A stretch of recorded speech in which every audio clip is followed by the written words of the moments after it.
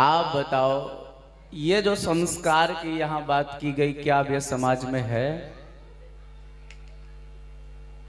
बहुत ध्यान से सुनिएगा और बहुत समझिएगा।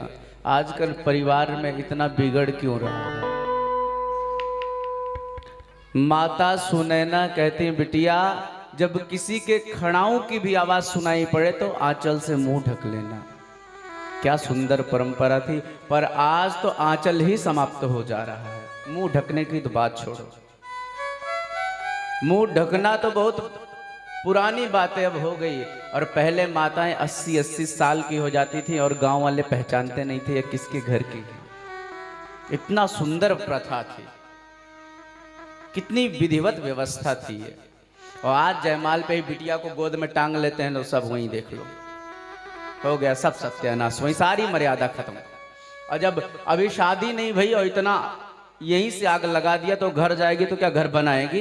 वैसे ही फूंक देगी। हाँ भाई, यही तो हो रहा है। जो देखो, जो भी हमारे पास कुंडली लेके आए, एक ही समस्या, बहू नहीं सुन रही है। क्या सुनेगी? बहू भी तो आपकी कोई ना कोई, आप ही में से किसी की बिटिया होगी ना जो बहू बनी है। इसका मतलब बिटिया में कहीं ना कहीं संस्कार की कमी है।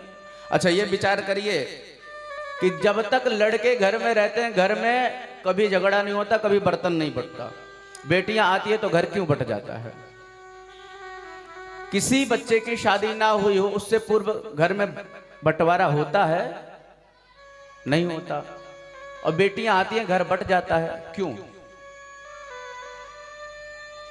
सबसे बड़ी कमी यह है माताओं की, अपनी बेटियों को पहले बता देती हैं, सुनो उनके घर जा रही, चिंता मत करना, कोई गड़बड़ी होगी तुरंत फोन लगाना, हम तुम्हारे घर पहुंच जाएंगे। इतना कहना आपका उनके जीवन का सत्यानाश है।